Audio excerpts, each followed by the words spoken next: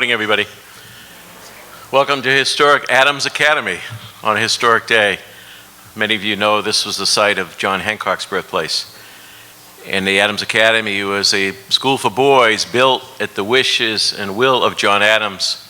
And I think it served for about 20 years before later becoming the home for the Quincy Historical Society. So I want to thank Dr. Ed Fitzgerald and Alexander Elliott for hosting us here today. Jim Edwards is the president of the Historical Society. Thank you as well, Jim.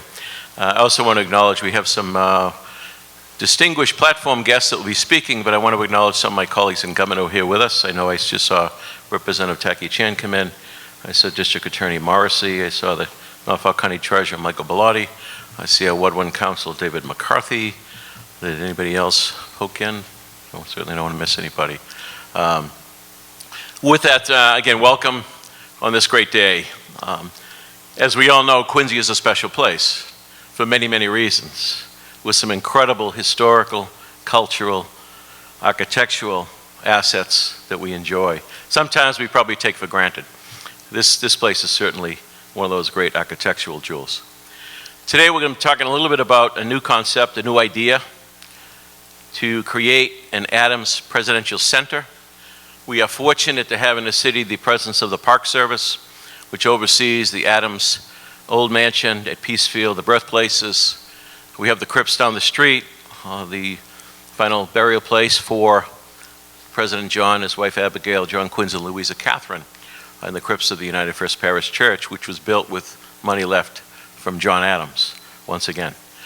So today we're going to be talking a little bit about the concept, the idea, and where we're going from here. We have some incredible folks that are going to be out with us today. They're going to be speaking to you and laying out a little bit of the groundwork. Just by way of background, this has come up kind of casually over the years about why don't we have a presidential library. There are a number of presidential libraries across the country dedicated to the various presidents over time. In many cases, libraries are the repository for presidents' paperwork, documents, and books, etc. Well, we don't have that, nor do we need that here for what we're contemplating for the Adams Presidential Center.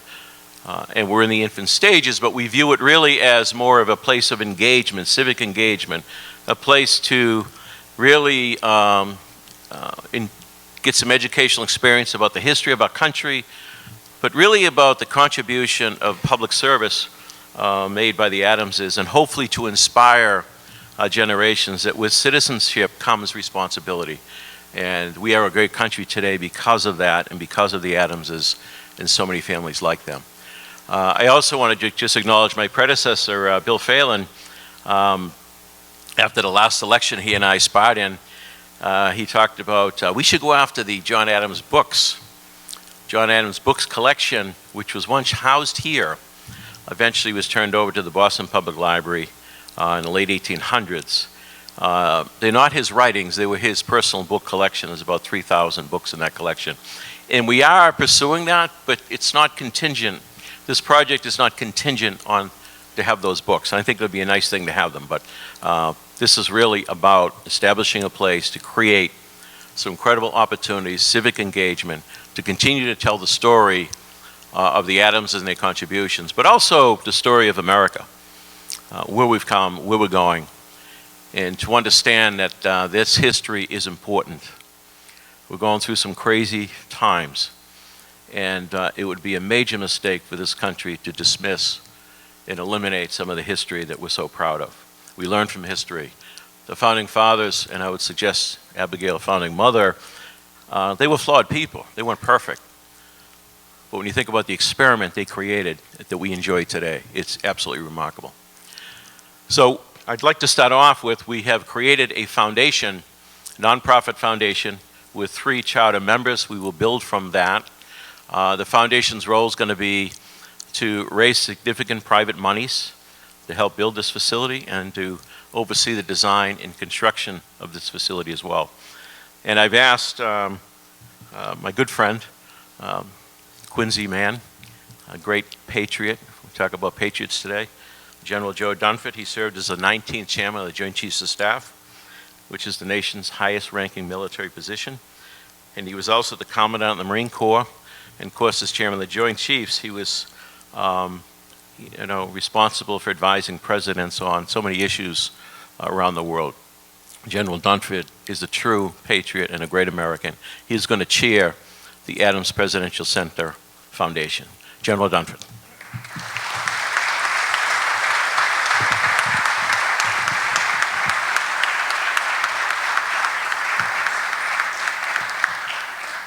Hey, thanks, Mr. Mayor. I'm truly honored to be part of this initiative. Ladies and gentlemen, when the mayor asked me to be a part of the nonprofit foundation to support the Adams Presidential Center, I immediately said yes. It was an easy decision for me because I'm very proud of my Quincy roots, and I saw this as an opportunity to give back to the community in a very meaningful way.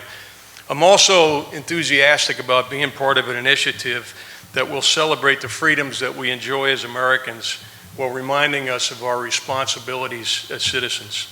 And it seems, and the mayor alluded to this, it seems particularly timely for us to go back to the Adams family right now as we grapple with the challenges of the 21st century.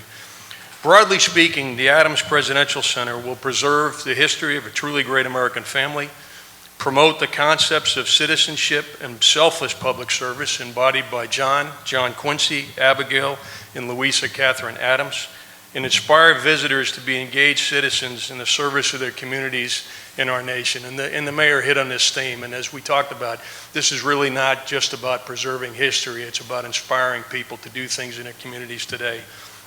It's certainly appropriate that the City of Presidents be the central location for educating the public about the contributions of the Adams family. And we envision the center to be a dynamic institution where the history of the Adams family literally comes to life. The center is also going to serve to integrate and complement the other Adams-related historic sites in the area. Because the Adams family story is also the story of the founding of our nation, the center is going to animate the early days of the American experience and our experiment in democracy. And we can envision when people come to the greater Boston area to see all of the historic sites that will be in the area, that the first stop would be the Adams Presidential Center, because it'll be here where they kind of get the context in the background that will make their visits to all of the other sites in the area more meaningful. But while the Adams family is going to look back at our history, the Adams Center, we believe the true value of the center will be its relevance to today and tomorrow. And I think that's one of the themes that you'll hear today is this is about relevance today and tomorrow, not just about preserving history. The Adams family very clearly embodied the very best of the American people, and the center is going to highlight their vision, their commitment to our democracy, their selfless service, and their character. The Adams family knew that democracy is not a spectator sport. They took action and made sacrifices in pursuit of a more perfect union. And visitors to the center ought to walk away with a deep appreciation for the exceptionalism of our nation and the effort to realize the vision of our founding fathers. And perhaps most importantly, the visitor experience at the center will be the foundation for activities and programs that will inspire and prepare future generations for public service. We're also going to look to establish programs to generate the kind of cross-partisan dialogue we need to meet the very real challenges that we face today to our security, to our prosperity, and frankly, to our democracy. And I don't think there can be a better way to preserve the Adams legacy than getting our citizens and our leaders to engage in a productive dialogue that advances our common interests. So once again, thanks, Mr. Mayor, for the opportunity to participate in a project with such extraordinary potential to contribute to the city of Quincy and to our nation.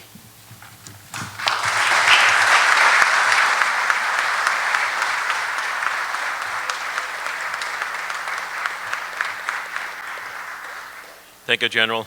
Next up, Catherine Craven. She is the Chief Administrative Financial Officer of Babson College. She chairs the Board of Education of Massachusetts, K through 12. She's also past Chief Executive Officer, School Building Authority, and the UMass Building Authority as well. So Catherine brings great experience on building things. Catherine Craven.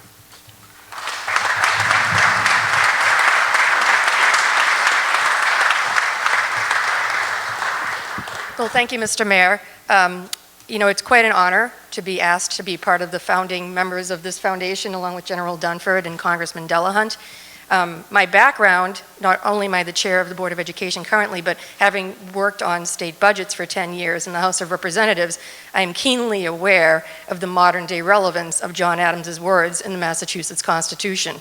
And why do I say this? Well, I'll quote to you from Chapter 5, Section 2 of the Massachusetts Constitution of 1780, written by John Adams, where he says, "Wisdom and knowledge, as well as virtue, is necessary for the preservation of people's rights and liberties. And as these depend on spreading the opportunities and advantages of education in various parts of the country, it shall be the duty of legislatures and magistrates in all future periods of this Commonwealth to cherish the interest of literature and the sciences, especially in public schools and grammar schools." So the relevance of that wording was debated heavily for many, many years. And in 1978, Webby versus Dukakis was filed by a bunch of frustrated parents who said we should have equal opportunity for kids in the Commonwealth. And the 1993 Education Reform Act was passed just after Chief Justice of the Mass Supreme Judicial Court, Paul Liakos, at the time said that the word cherish requires the obligation of Massachusetts citizens under our Constitution to educate children in a free and appropriate public education. So I mention all of this because as General Dunford talked about the relevance of the Adamses today. In Massachusetts, we have one of the best performing public school sectors in the country. A lot of that is due to the Education Reform Act of 1993, which hinges upon one word in the Massachusetts Constitution, written 213 years prior. One word, cherish. And so, also, one of the things that came out of ed reform is the John and Abigail Adams scholarships. And out of curiosity, a lot of people that I've talked to say, geez, I was a recipient of that great scholarship, but they don't have a home, they don't have a place to go. So one of the ideals, I think, of this foundation will be to cohortize and create a sort of an alumni network of the thousands of students that have received these merit-based scholarships over the past 25 years. So I'm very proud to be here today. I look forward to working with this foundation's board. I thank the mayor for inviting me in, but I also think that there's never a better time to read these words and to heed to them. Thank you.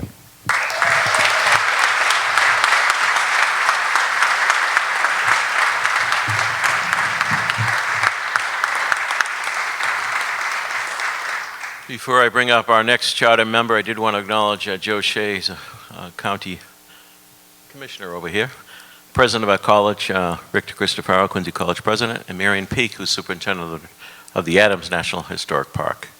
With that, I'd like to bring up our next founding member of the foundation, and that is the direct descendant, political descendant of John Quincy Adams, Bill Delahunt, who served as a United States Congressman representing this district for many, many years. Prior to that was a district attorney, state representative, a city councilor.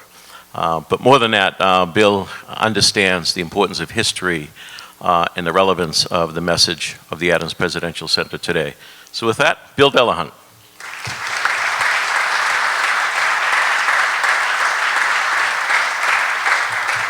Well, thank you, Mr. Mayor. Oftentimes, the mayor suggests that I served contemporaneously with John Quincy Adams, but I want to assure you that's not the case. You know, I share the enthusiasm of the other speakers. This project, in my judgment, is really consequential, not just because it honors the two presidents and their wives who contributed so much to this country, but it's consequential because they lived in a turbulent age, much like we are right now. There are many that feel in this country that we're at a critical moment in terms of our history, where there are erosion of our democratic institutions. Some would even suggest that our democracy is at risk. And we have this opportunity, and I continue to hear the word from the previous speakers, the term engagement. We have to be engaged. And the Adams Presidential Center is a vehicle to enhance that engagement. It's an exciting time.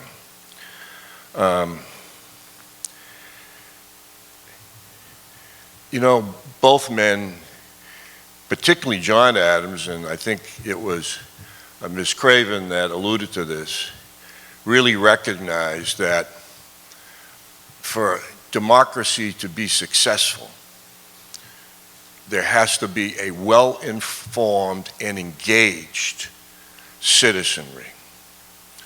And this center can be a piece of that.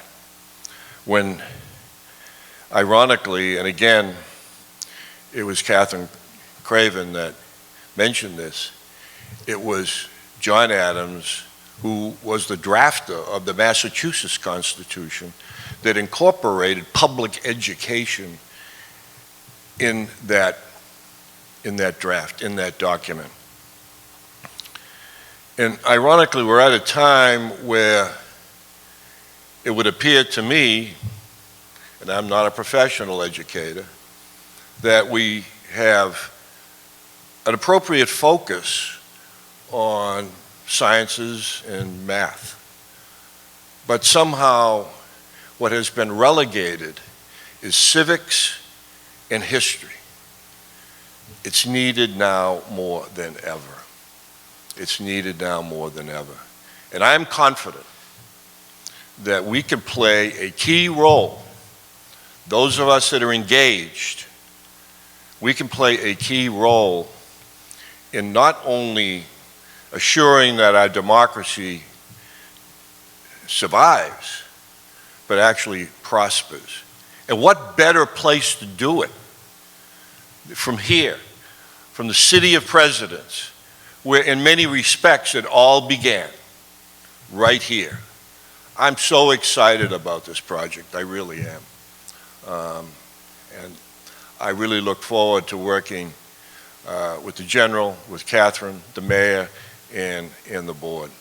And I would be remiss not to congratulate the Mayor for having a vision. How timely is that vision? Mr. Mayor, well done. Well done.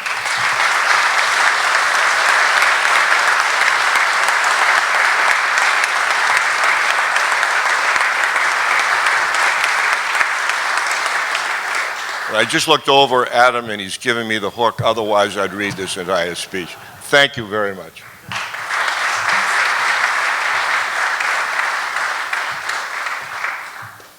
I think those brief remarks was a record for Delahunt.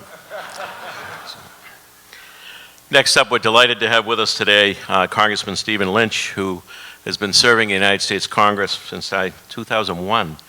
Prior to that, he served in the State House as a state representative, a state senator. He's been a great partner and a great friend to Quincy. He chairs a number of committees and subcommittees in Congress. He's got a lot on his plate. He's done a number of traveling, visiting our troops around the world. Just an incredible partner, a great public servant, Congressman Stephen Lynch.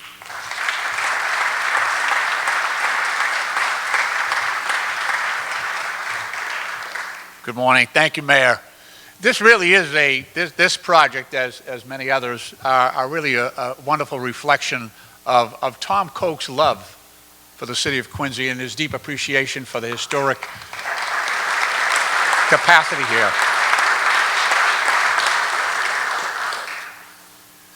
I also want to thank my colleagues who have agreed to serve on this panel.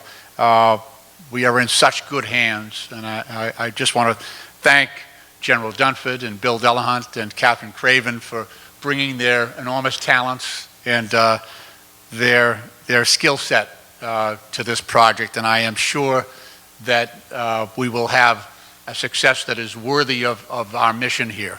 I'm honored to join them in this morning in announcing the creation of the American Presidential Center and Foundation.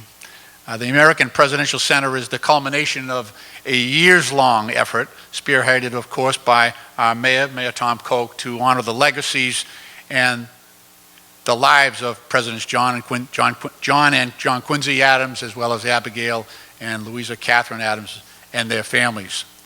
To quote Bill Delahunt, quoting John Adams, John Adams once wrote that liberty cannot be preserved without a general knowledge among the people who have a right and a desire to know. And I think it is in that same spirit that Mayor Koch and our partners have devised the American Presidential Center and the American Presidential Center Foundation. The American Presidential Foundation and Center will not be a traditional presidential library. Rather, it will be an immersive education center with a strong focus on civic engagement. And in that way, it will not only preserve the legacies of our founders, but it will also bring those legacies to life. And I know that each of the speakers previous to me have alluded to and directly spoken to these times and the challenges that we face, and how this effort, this mission, seeks to address some of that. You know, if this were just a project to honor John Adams and John Quincy Adams and Louisa Adams and Abigail Adams, that would be enough. That would be enough for this project to be deserving of the attention that it will receive and the resources that will be dedicated toward it, both financial and in intellect. But it's more than that. It's more than that. History, in a way, is, and remembering and honoring our history is also a way of reaching back in time to borrow the power of example of our predecessors and in their humanity, in their imperfections, yet recognizing the incredible accomplishments that they have made, and by doing so, by remembering that, I think in a way we raise our own expectations for ourselves. And that legacy, those high standards are maintained. You know, I spent few weeks ago, I had a chance to go over to Ukraine and visit the troops over there, and I met a lot of General Dunford's colleagues, men who previously served under him, and when they found out that I represented Quincy, many of them extended their well wishes and kind words on the General's behalf. And I think in a way, they are borrowing from the power of his example that General Dunford proffered during his long term of service to this country. I serve in Congress, and one of my earliest mentors was Bill Delahunt, and I can tell you every day that I benefit from his example. And Catherine Craven, who has done so many of these projects and has really done as much as anyone in making sure that the power of example of our history is evoked today in the institutions, and the education of our young people is carried on. So really, there is no better place for such an innovation in memorializing our commanders-in-chief than Quincy, Massachusetts, the city of presidents. So in closing, I want to thank, again, all the people that have been involved in this project, from General Joe Dunford and Bill Delahunt and Catherine Craven, and especially our Mayor Tom Koch, for his wonderful loyalty to the city of Quincy and to the memory of those who came from Quincy and contributed so much to our country. May God bless the city of Quincy, and may God continue to bless these United States of America. Thank you.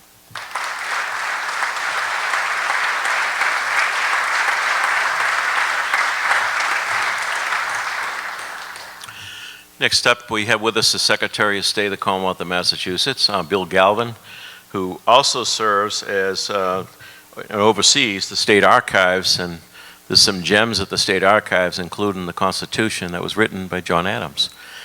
Mr. Secretary, thank you for being with us.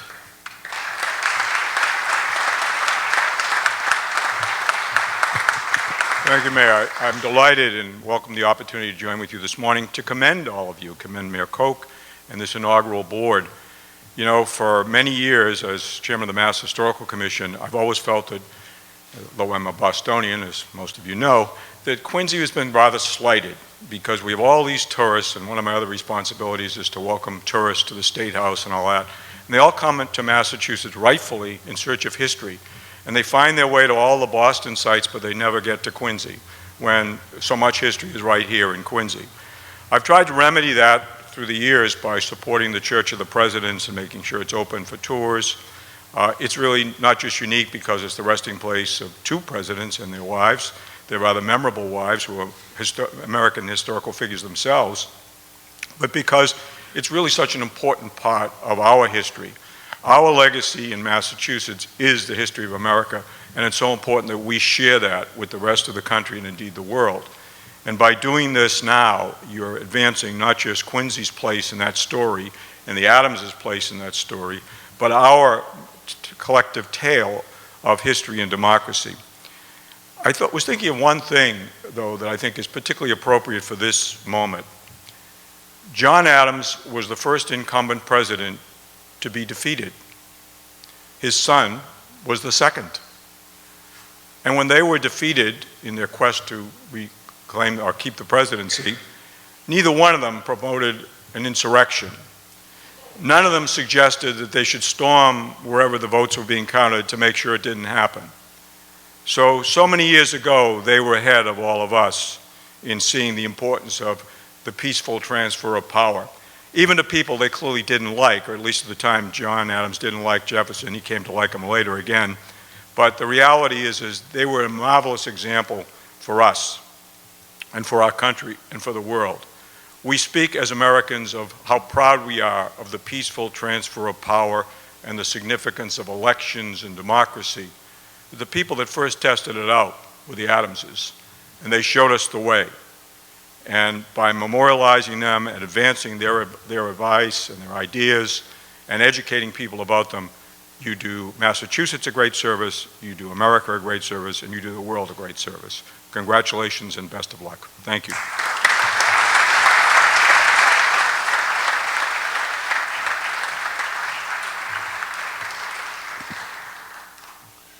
Last week, a couple of us from the office had the delight of going over to the Mass Historic Society and enjoying some great items that was put on display for our visit. And we have with us today Catherine Algo. She's the president of the Mass Historic Society. She's a noted historian, an author, and a public history innovator. Previously, she had been director of education at the Huntington Library in San Marino, California, and former professor of history at UC Presidential Chair at the University of California, Riverside. She's a renowned author, as I said. Catherine has written extensively about Abigail and Louisa Catherine Adams. Catherine, thank you for being with us. Please come to the podium.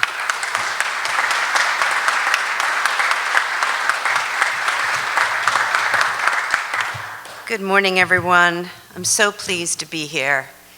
And I'm here to speak up for history, as we all are today. History is a force for wisdom and understanding. The Adams family of Quincy realized this even as the nation's history was unfolding all around them. As Mayor Tom said, I'm the president of the Massachusetts Historical Society. I also want to give a nod to my board chair, Newcomb Stillwell, who's with me today. And the Historical Society is the home to an unparalleled collection that, among other things, includes about 250,000 manuscript pages from the Adams family. So I am honored to be standing here today to support the Adams Presidential Center. In a letter to her son, John Quincy Adams, from 1780, when he's about 13, Abigail Adams writes, "The habits of a vigorous mind are formed in contending with difficulties. All history will convince you of this.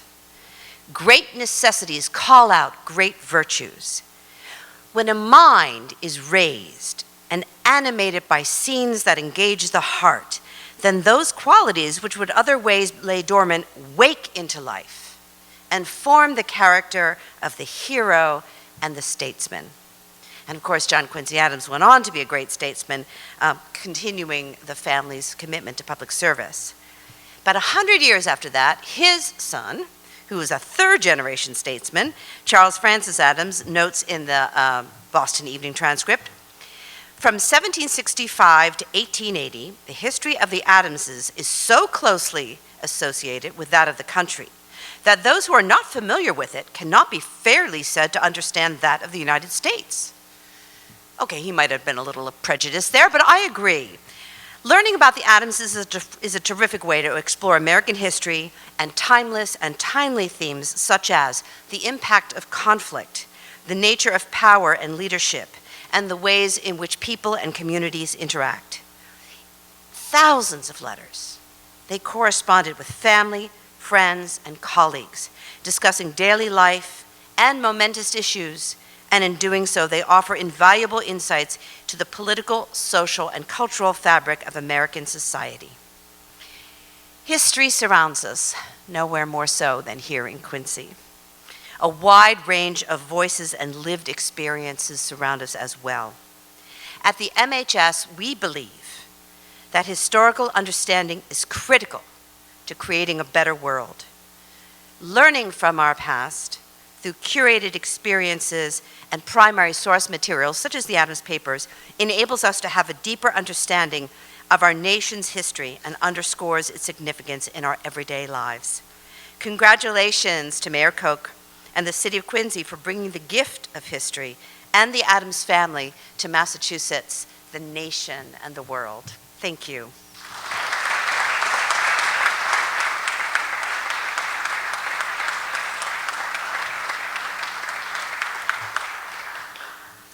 Next up, we have a direct descendant of the Adams family. We have Brooks Ames with us today. Brooks is a descendant, as I said, and here today representing the family, and he is secretary to the Adams Memorial Society, also an attorney and president of the Brookline Justice League. Brooks.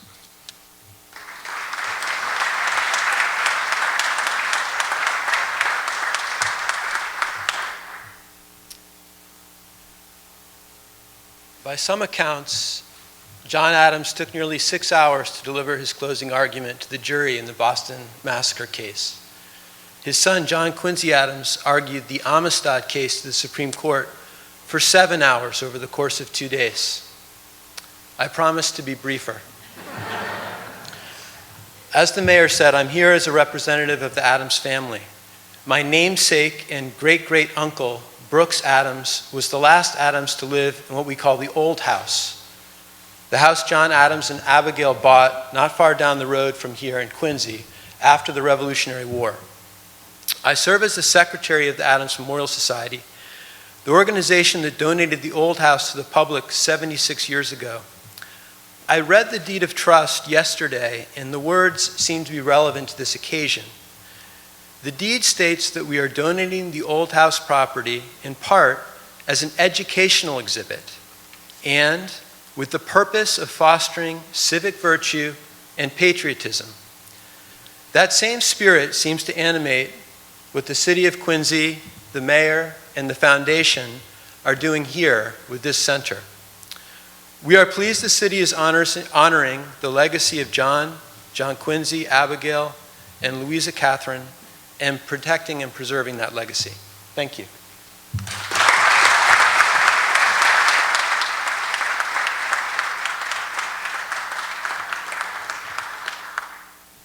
During the course of the discussion and up at the office with our team, we said, this is a big deal. We got to get it right. So we did a process. We put an RFP out to get some experts involved in the process to give us guidance so that we do get it right. And there were more than 30 from around the country that responded to that request for proposal.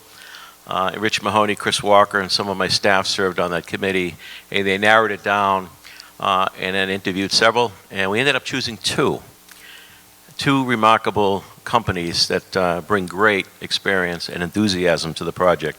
So first up, I want to have Marcy Goodwin. She's the founder and president of M. Goodwin Museum Planning, a national leader in planning for museums and cultural organizations. Marcy focuses on museum administration, facility, and site development, and building project management. Marcy, thank you for being with us.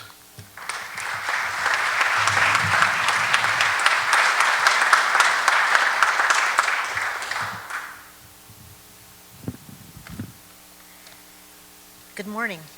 My name is Marcy Goodwin, and I'm the president of M. Goodwin Museum Planning. And I'd like to offer my thanks and appreciation to Mayor Koch and General Dunford for their enthusiasm for this project and for their commitment to the betterment of the city of Quincy. MGMP is a woman-owned small business with offices in Los Angeles and Albuquerque, New Mexico. In the last 35 years, we've planned more than 150 museums and cultural institutions throughout the United States and abroad, including several right here in Massachusetts, including the Harvard Art Museums and the Mass Art Museum. We're proud, excited, and honored to play a part in helping bring the Adams Presidential Center to life here in Quincy.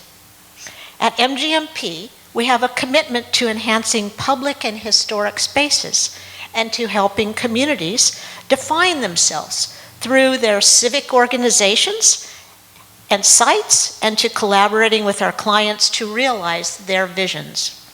For this project, MGMP will be working with the mayor and General Dunford's team to develop an organizational, identity, operational, and administrative framework for the Adams Presidential Center. Our planning will encompass an exploration of the center's audiences, its mission, its values, its programs, resources, and staff. It's about the myriad ways that all of these things can and should harmonize to bring the project to life. We'll imbue it with a sense of community and work to create a meaningful and enduring destination for all. The story of the Adams family is the story of the founding and growing pains of our nation. You can't understand the history of America without understanding their stories, and you can't truly understand those stories until you experience them live in Quincy. To that end, we envision this center as an active, dynamic, educational institution rooted in Quincy, but with a national and international impact. It will be a place for new experiences, learning, civic engagement, and community interaction.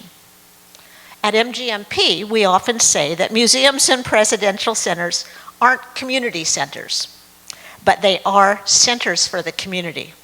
The center will be a gathering and social space for Quincy residents, engendering pride in their heritage and providing ongoing relevance to contemporary life through dynamic programs and events. The Adams family are the embodiment of citizenship. As planners for this project, we have a responsibility to align our work with the core values of liberty, equity, representation, and inclusion. These were all championed by the Adams family, and these original principles are basic to Quincy. We humbly begin that journey with you today. Thank you.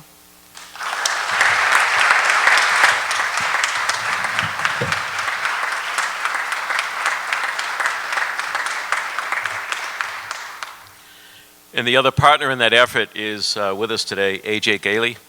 A.J. is the owner and CEO of Lucy Creative, a museum planning and design firm. She's also the vice president for the Eastern Board of the Themed Entertainment Association, the chair of the board for the Traveling Exhibitions Network within the American Alliance of Museums, and a member of the Women's Presidents Organization. A.J., it's great to have you on the team.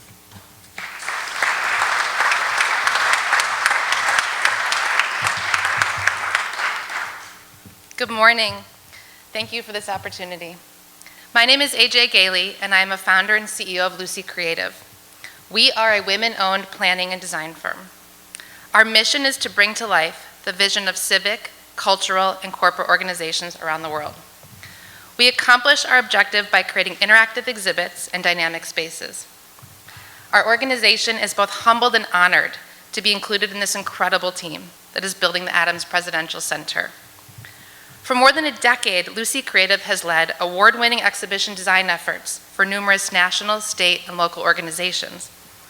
Our calling as three-dimensional storytellers is to help develop environments that educate, engage, and inspire visitors of all kinds.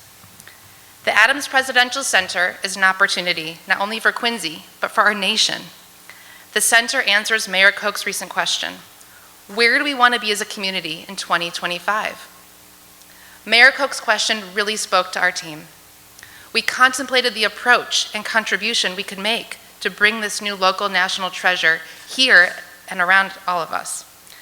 Our years of work on other civic and cultural projects have taught us that collaboration is key. Without collaboration, John Adams and his family would never see their dreams fulfilled, and we stand by the same code of collaboration. Our community of creators are also staunch museum enthusiasts and history buffs. Our team's passion for history sparked a flurry of excitement for this project, and further, many of our team members even have roots here in Boston. As such, they are deeply invested in working together on the creation of our cornerstone for Quincy.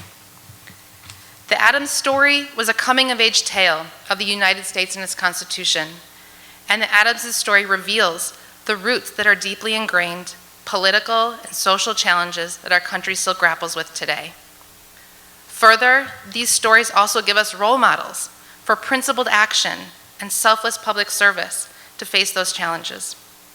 So as we bring to life the stories of John Adams and his family and their role in the great American experiment, we can connect history to their actions and inspire the practice of active citizenship today with exhibits and experiences for all types of visitors. So we extend to you, Mayor Koch and General Dunford and the City of Quincy, our heartfelt thanks for this incredible opportunity, the gift to the community and to our nation. Thank you very much.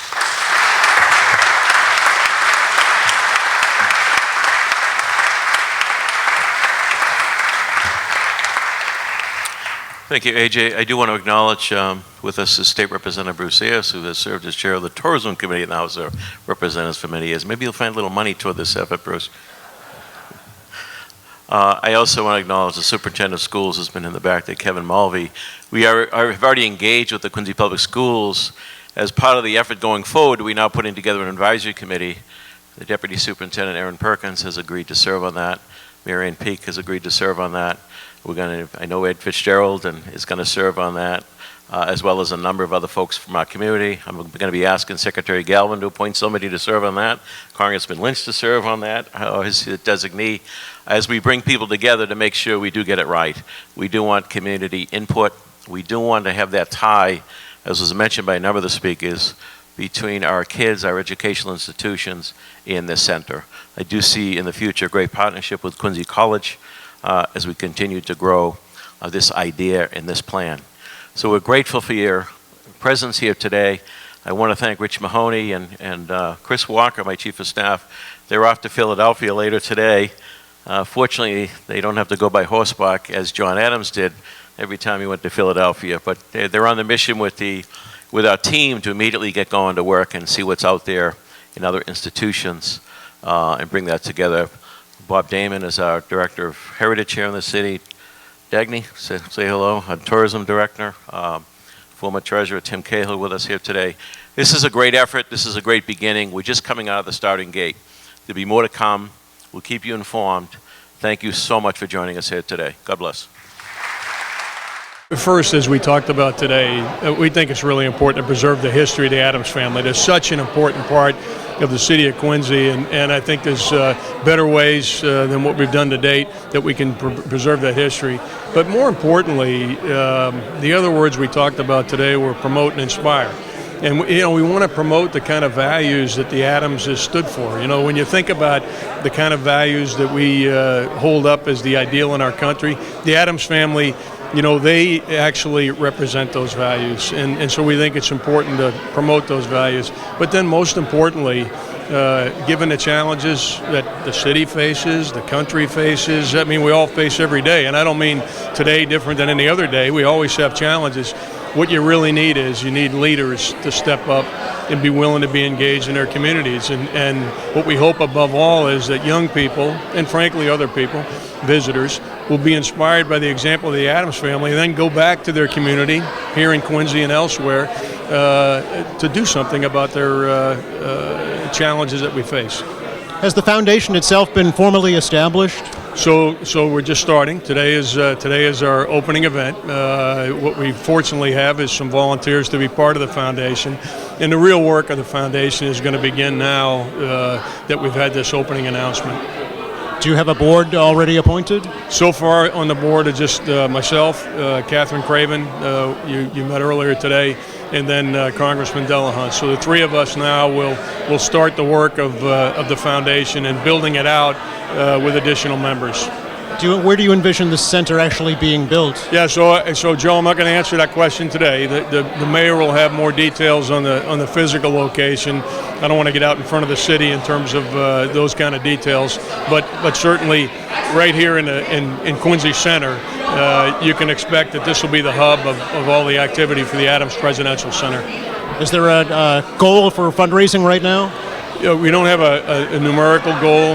What we really want to do now, and you met a couple of the people, is we got to get the design of the facility. We got to refine our ambition for the facility, and then once we do that, we'll understand the cost, and then we'll begin a capital campaign to raise the money to deliver the objective. So we want to have a very clear objective in mind. We want to know what the physical location is going to look like. We want to know what the programs are going to consist of, and then we'll have a better idea of how much that's going to cost, and then look for public and private funding to realize our vision. Will the community have input into that process? 100%. I mean, I think the mayor certainly will make sure the community is decisively engaged in what we're doing. We'll certainly reach out as a foundation to the community, because this is for the city of Quincy. This is about the community, and frankly, we need the community to breathe life into what otherwise would be a building.